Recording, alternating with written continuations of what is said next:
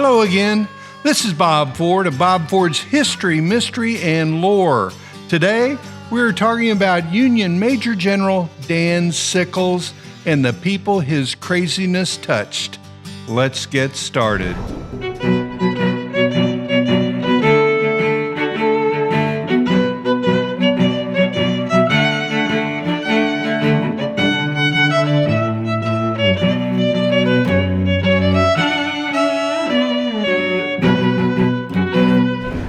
One of these people was Edgar Allen Poe, who was a brilliant but troubled writer who called Baltimore, Maryland home.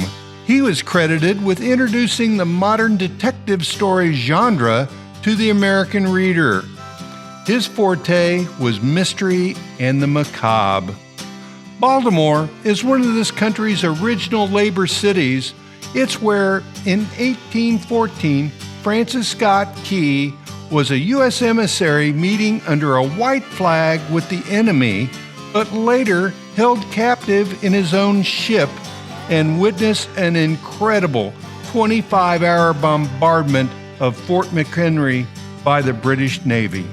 Seeing the stars and stripes still flying the next morning over the fort gave Key the inspiration to write the poem that later became our nation's national anthem. The span bridge over the entrance to the Baltimore harbor that just months ago was rammed by a container ship and brought down was named after Francis Scott Key. History is full of bizarre connections, and here's one of my favorite. Follow along, please. Union General Daniel L. Sickles is one of my least favorite Civil War generals, or for that matter of fact, person in U.S. history. I'm almost sorry to say it, but we share a birthday. Born into a wealthy, politically connected family, he had influential friends throughout his life. During the war, having received a political commission, General Sickles found himself commanding 3rd Corps at the Battle of Gettysburg. He and his 10,000 plus men were at the southern end of the famous Union Fish Hook defensive line, seeing a little higher ground, the peach orchard, just a couple hundred yards out. He decides, without orders, to move his troops. Big mistake. Sickles stuck out like a sore thumb, and after hours of ground assaults and artillery, the 3rd Corps was decimated with a 40% casualty rate. The general lost his leg in the fight and exited the field on a stretcher, smoking a cigar. He had his crushed, amputated appendage eerily preserved, where it's still on display at the National Museum of Health and Education. Sickles was known for routinely visiting his leg and often brought famous guests, including Mark Twain. This man was an egotistical womanizer. Wherever this scoundrel traveled, he left unpaid bills, broken romances, and political scandals. He was reprimanded early in his political career for bringing a prostitute onto the floor of the New York State Senate. He received his military commission from fellow womanizer Major General Fightin' Joe Hooker. Now you know where Ladies of the Evening got that nickname. Before the war, at 32, Sickles got Teresa Beoli, a friend's 15-year-old daughter, pregnant. Despite having neither family support, they married. Sickles didn't miss a beat, though. While she stayed at home in Washington, D.C., where they threw occasional lavish galas, he continued on his carousing ways.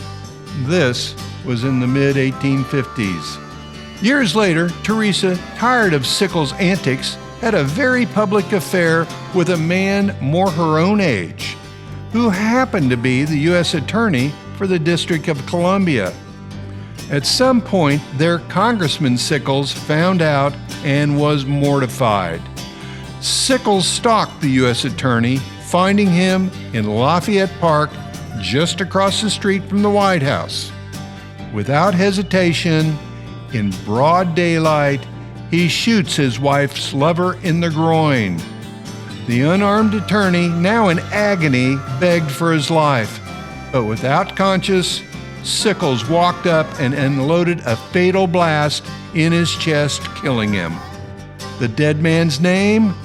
Wait for it. Philip Keyes, Francis Scott Keyes' oldest son.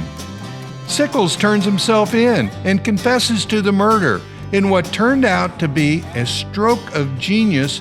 With future Secretary of War Edward Stanton as his lawyer, he used for the first time in U.S. legal history the defense of temporary insanity, and it worked. He was acquitted.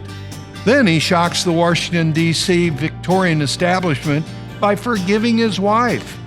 People weren't so upset with that first-degree murder thing as they were with Sickles forgiving her, a fallen woman. Sickles wasn't through. After the calamity on the battlefield years later, somehow he received a Congressional Medal of Honor for his actions at Gettysburg. It's nice to have influential friends. He then accepts an appointment to serve as a U.S. minister to Spain, only to turn on his charm again and have an affair with the deposed Queen Isabella II, all while on crutches. Sickles would go back to Gettysburg for reunions frequently to defend his move and raise money for his Third Corps monument. He chaired the monument committee and raised $115,000, but when it came time to commission the work, $28,000 was missing. Gee, I wonder where that went. He was fired from the commission, and Sickles is the only Union commander at Gettysburg that does not have a statue. Of course, our man Dan says, "That's all right. This whole battlefield is my memorial." Art Modell got permission from the NFL to move his Cleveland football team to Baltimore. They needed a nickname. The old Baltimore Colts team left in 1984, tearfully in the middle of the night, headed to Indianapolis. The team would not relinquish the Colts name back to Baltimore because I guess there are too many horses running around Indiana, whereas, of course, the Preakness is run annually in Baltimore. The team conducted a fan call-in contest where 33,000 votes were cast for honoring their favorite son, Edgar Allan Poe's poem, The Raven. It's now one of my favorite odd mascot names. The Baltimore Ravens is right behind the Burlington Sock Puppets, Carolina Disco Turkeys, and the Lansing Lugnuts. Baltimore is full of important stories and connections about our country, and history is full of characters just like Dan Sickles, who was one of the most egotistical I've ever found. But people like Dan is why studying history is so fascinating. You never know what you will come across. Facts are truly stranger than fiction. This video is sponsored by Nottoway Valley Bank, voted one of Missouri's strongest banks, and it's right here in Northwest Missouri. It's my bank. For more information on them, check the links below. Thank you for watching. If you found this video interesting, please like and subscribe. Also consider becoming a patron for more exclusive historical content. All my videos go up there several days early. Becoming a patron is truly the best way to support the channel. Comment below on what historical topic you'd like me to cover next. You can find my podcast, Bob Ford's History, Mystery, and Lore, linked below. See you next time. Bob Ford and Dan's Leg, out.